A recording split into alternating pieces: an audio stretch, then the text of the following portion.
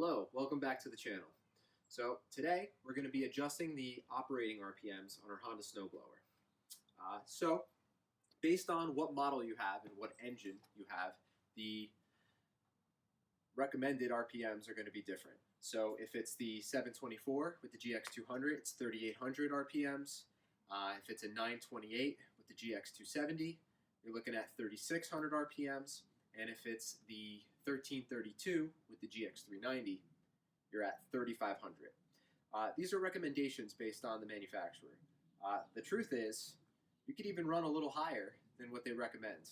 Not necessarily on the 724, because 3,800 is kind of a lot of RPMs to begin with, but in my case, on my 1328 here, I like to push 3,800. I feel like the more RPMs you're pushing from the engine, you have faster impeller speeds, your auger's turning quicker, and you get a little more juice out of your drive, because what's wrong with a little more speed when you're actually trying to operate, especially in light snow conditions where you kind of want to move quicker. So today, I'm going to show you how to do that. And it starts with a long Phillips head screwdriver. So in order to adjust this properly, you're going to have to use the hole that's located right here. The idea is that when this throttle moves forward and back, there is a lever located underside these plastic covers. And the screw that's located behind here is nothing more than a stopper. So what you're going to do is locate, and you're going to screw out the screw counterclockwise in order to make the lever move further in the tight position. So I'm just going to take this for a second. See if I can get the angle. Okay. You can see that little spring moving and the little arm. And what this is attached to the throttle cable. In the idle position, there is a screw located. This is very tight. Let's see. You can just barely make it out through the grates of the heat shield. That's the stopper screw for the idle position.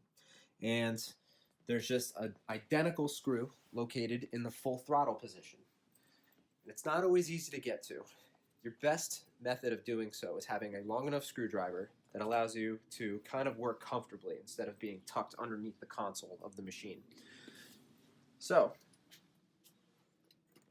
if you look straight through this hole with adequate lighting, flashlight always helps, you will see a a Phillips head screw located straight back, not tilted any direction at all, literally straight back. And it's not easy to get it on the first try either. A little bit of patience goes a long way. Let's see.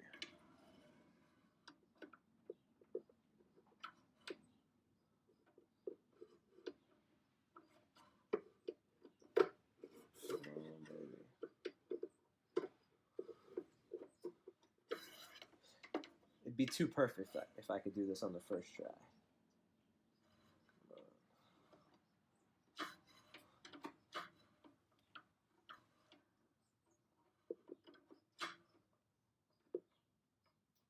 There we go.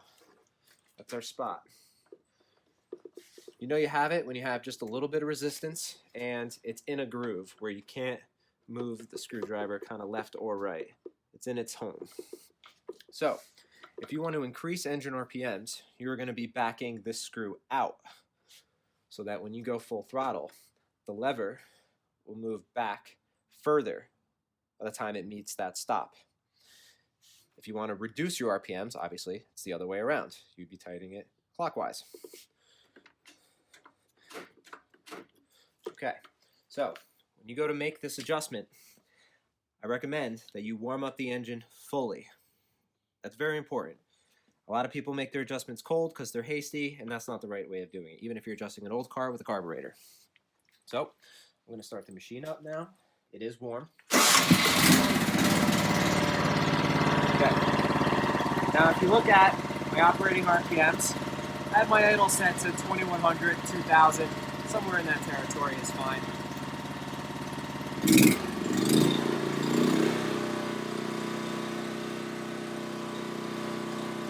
Full throttle is 3,700.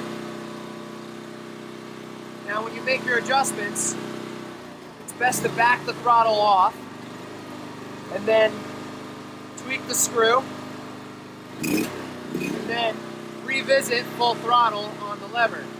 You see that it's actually bumped up a little bit higher. Now this is exactly where I want it, but say you want to stick to manufacturer guidelines. No problem. Back the throttle, screw it in, and hit your mark.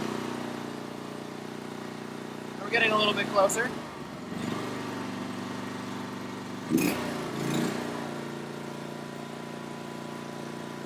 So there you have it. If you were aiming for 3,500, you just hit the mark. Simple as that. Now I'm going to take you through bringing it up to 3,800, which is where I like it.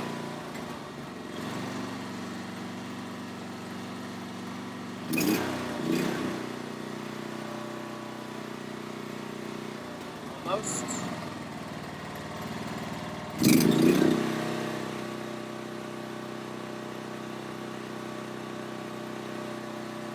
There you go.